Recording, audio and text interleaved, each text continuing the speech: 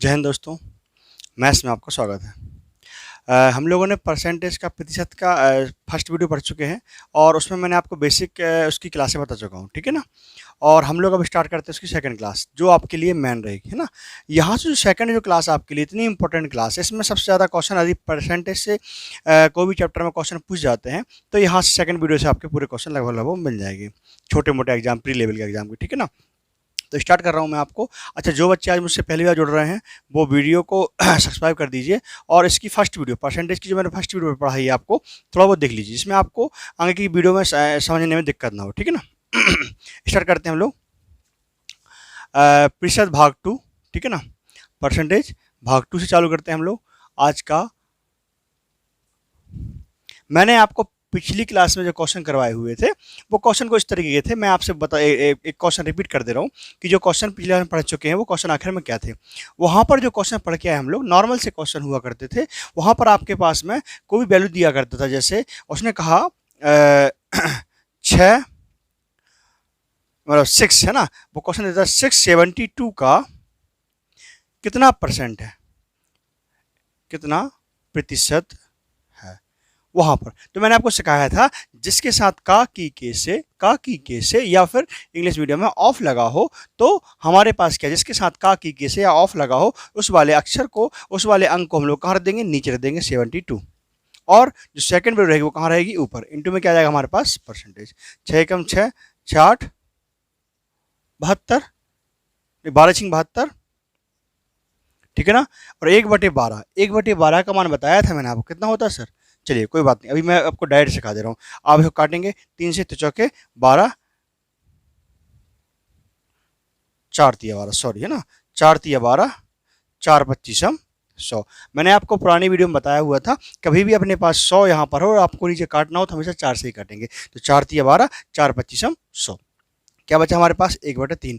अब 3 से काटेंगे इसको, क्या तो क्या आएगा हमारे पास, 3 8 24, कितना बच गया, 1। 8 से ही 1/3% होगा आंसर मेरा।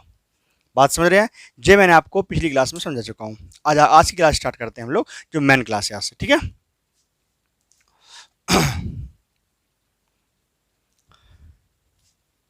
सुनिएगा, जो आज की मेन क्लास है वो उसके बेसिक क्वेश्चन बता रहा हूँ मैं आपको। जैसे आपसे कहेगा वो कि जो ए व्यक्ति है, ए की आय बी की आय से, क्वेश्चन कहेगा ए की आय बी की आय से 20% अधिक है। मतलब आपसे बोलेगा कि जो ए व्यक्ति है बी व्यक्ति से 20% ज़्यादा रुपए कमाता है।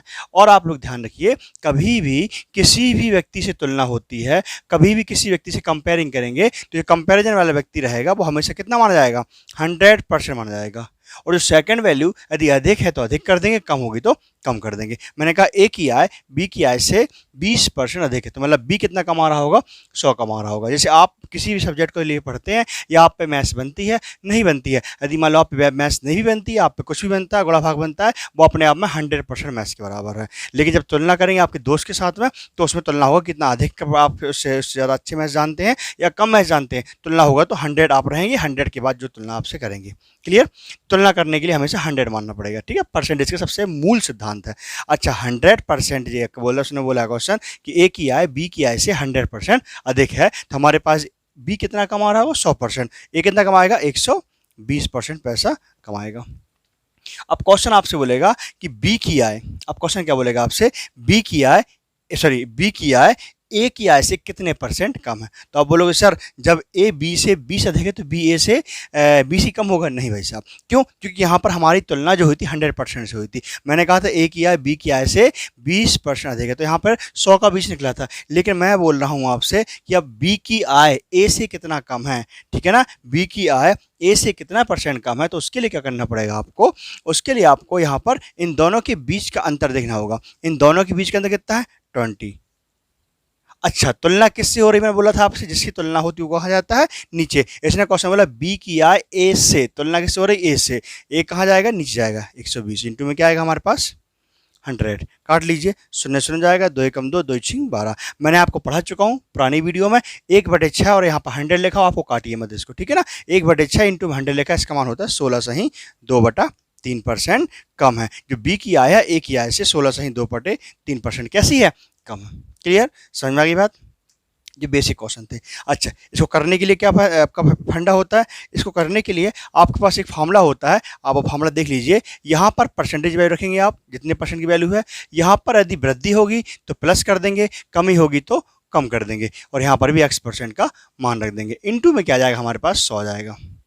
डायरेक्ट हम इस फार्मूले का उपयोग करके हम इसका आंसर निकाल सकते थे। मैं आपको करके दिखा दे रहा हूँ। देखिए यहाँ पर 20, और देखिए तो यहाँ पे 100 प्लस 20 इक्वल टू कितना आएगा, 120, और यहाँ पर 100। 100 से 1 2 एकम 2 चिंग 12, 1/6 किसका मान होता है, 16 सही 2/3%। मैं आपसे बार बार बोल रहा हूँ, यदि इसको समझ में नहीं आ रहा है तो पुरानी वीडियो को पहले देखिए, वीडियो बेसिक वीडियो देख लेगा परसेंटेज की, तो उसको समझ में आना चालू हो जाएगा, ठीक है ना। अच्छा, ऐसे भी नहीं करना तो करना कैसे, उड़ाने वाला तरीके बताएं सर। विदाउट पेन लगाए कैसे करेंगे, मैं आपको बता रहा हूँ, बिना पेन लगाए आप इस मेथड से सवाल कैसे कर पाएंगे। सुनिएगा, जी आपने हो गया, इसको ऐसे नहीं करना था, इसको करना कैसा था वो देख लीजिए। मैंने कहा आपसे 20% अधिक है, मैंने कहा ए की आय बी की आय से 20% अधिक है, इसका मतलब ये है कि बी 1/5, बी पे 20% का मान कितना होता है, 1/5 होता है।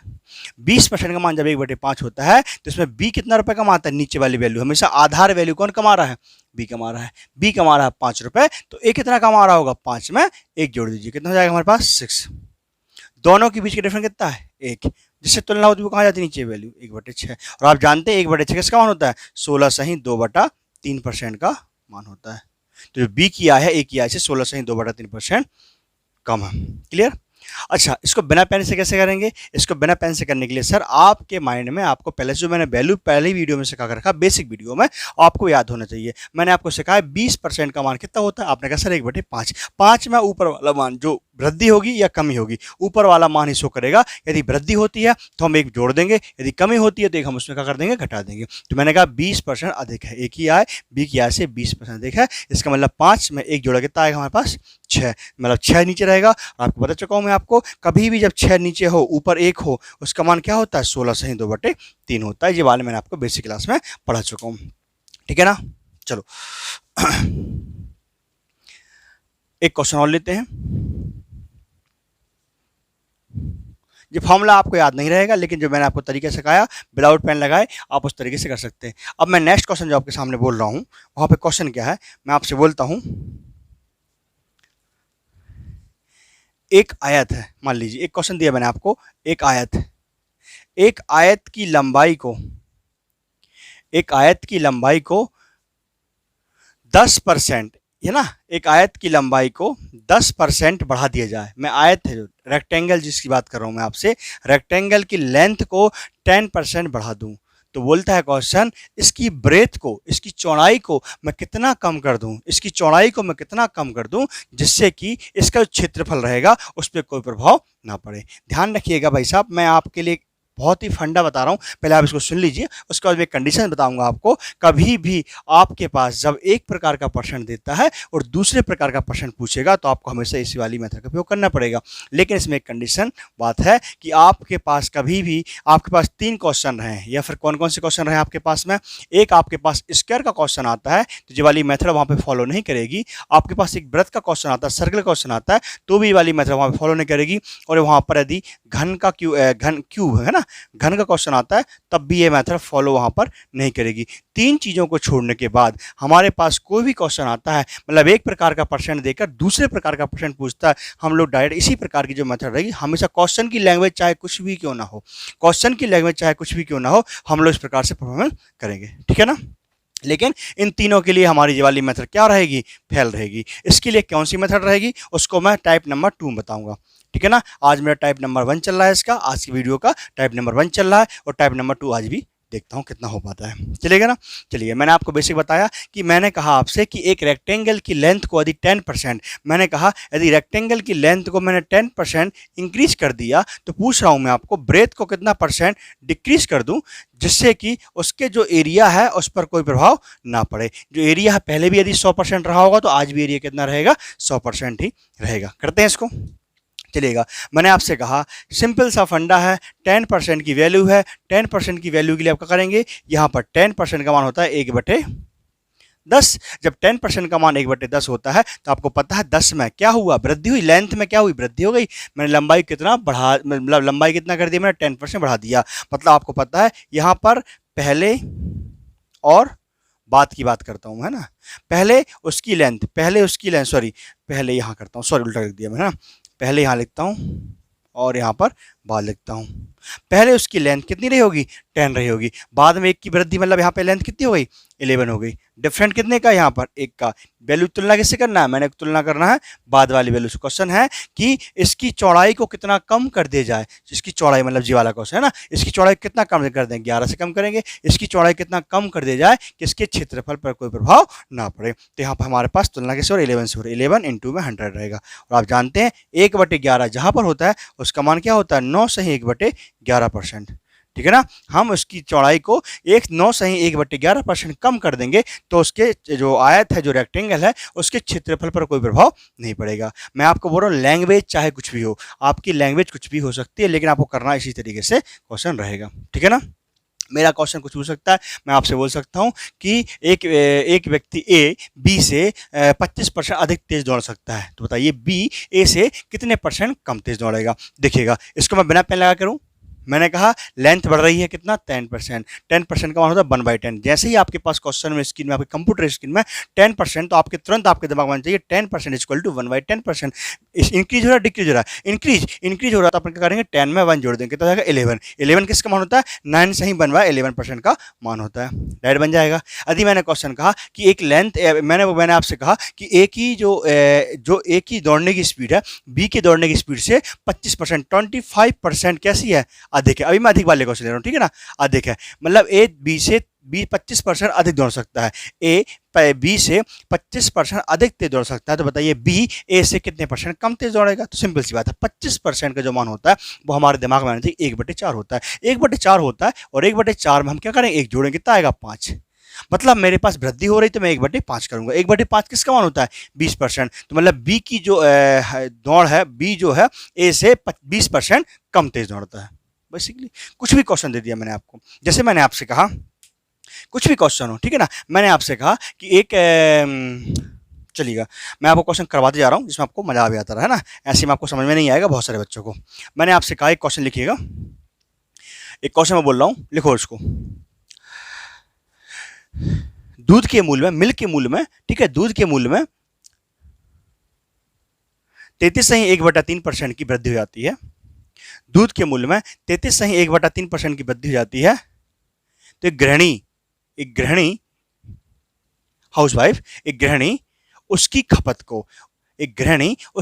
को कितने % कम कर दे कि उसके खर्च पर कोई प्रभाव ना पड़े। बात समझ रहे हैं क्या, मेरा क्वेश्चन क्या, एक गृहिणी उसकी खपत को कितना % कम कर दे। देखिए दूध था पहले 100 रुपये लीटर रहा होगा फॉर एग्जांपल, आज दूध कितना हो गया, 25% वृद्धि हो गई, 33 से 1/3% आपके दूध के क्या हो गया, मूल्य में वृद्धि हो गई। ठीक है ना। प्राइस में कितना होगा, 33 से 1/3% प्राइस में इसका इंक्रीज हो गया। तो उसने बोला है कि भाई आज पहले कितने का आता था, 100 रुपये का, अब कितने का आ रहा है, 133 और 0.5 पैसा और रुपये का आ रहा है। ठीक है ना। और तो अब क्या हुआ, अब बोलते हैं कि भाई दूध की मूल्य वृद्धि होगी, क्या करें हम लोग, दूध का यूज कैसे करें, कम कर दें, जिससे हमारा खर्च जितना होता रहा होगा महीने में 1000 रुपये 2000 रुपये जो भी मेरा महीने का खर्च आता था, आज भी उतना ही आए।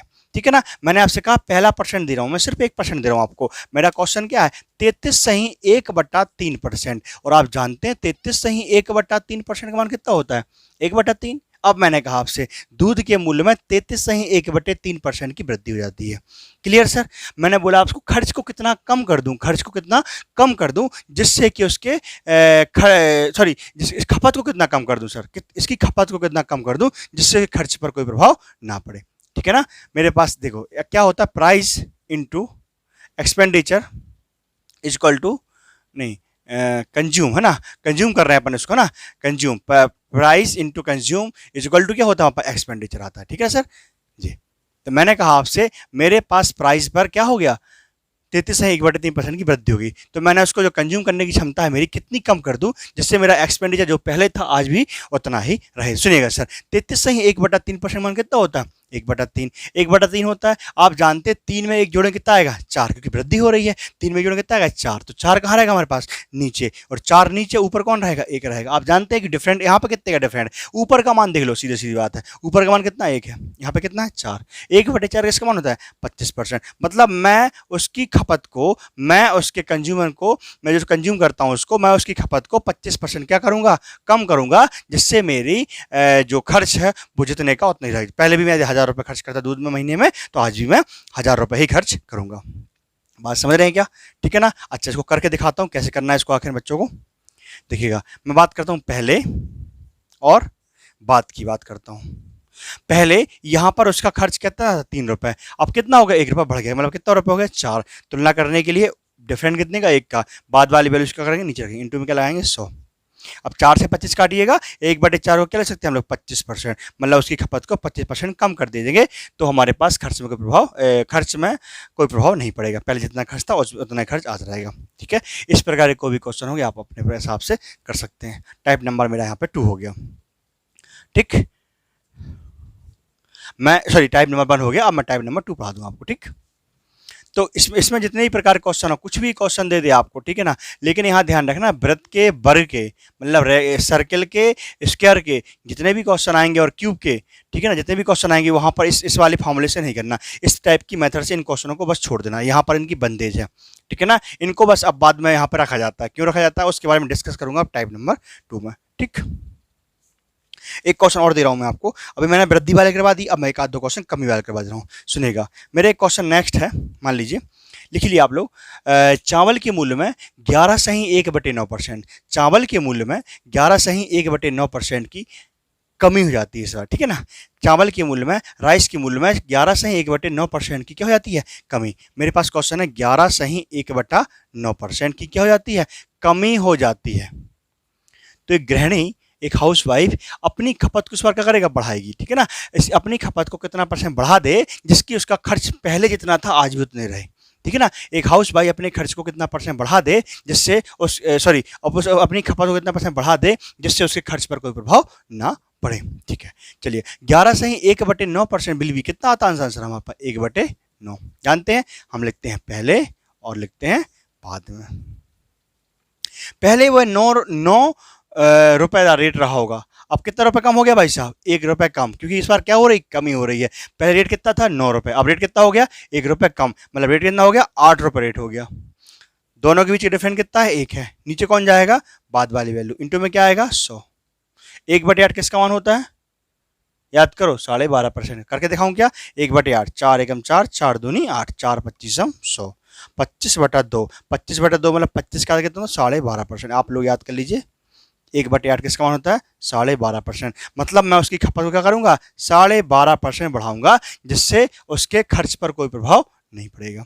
ठीक है, क्योंकि हमारे पास ज़्यादा चावल आ जाएंगे, तो हमारा जितने पहले मान लीजिए 50 kg की कट्टी आती थी हमारे घर में 1 महीने के लिए, तो आज भी कितनी लेके आएंगे, ज़्यादा लेके आएंगे। ज़्यादा खाओ, कोई दिक्कत थोड़ी ना।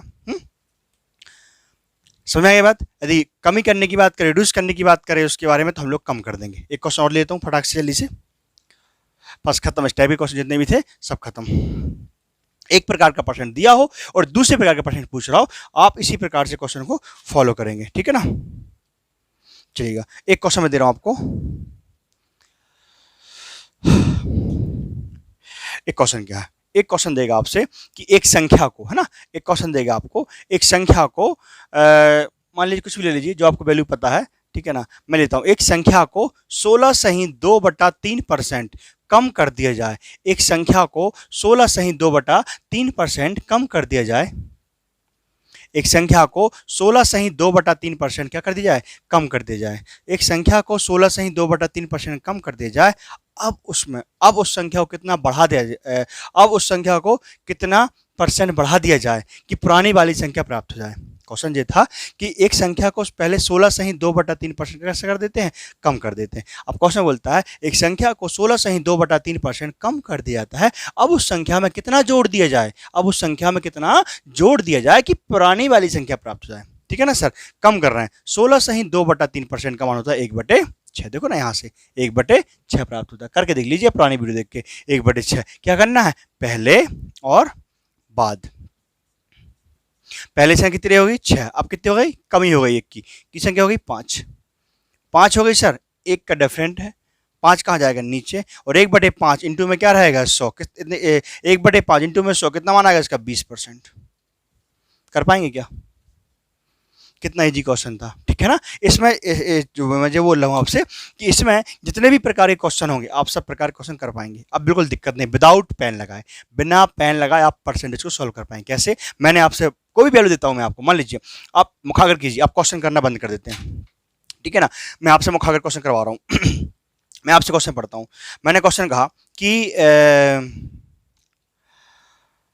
सब्जी के मूल्य में, फॉर एग्जाम्पल सब्जी के मूल्य में 37 सही, चलो एक काम को 37 नहीं ले लो, कोई दिक्कत नहीं है, सब्जी के मूल्य में 37 सही 1/2%, जो भी मान हो कोई दिक्कत नहीं है, 37 सही 1/2% की क्या हो जाती है हमारे पास, वृद्धि हो जाती है।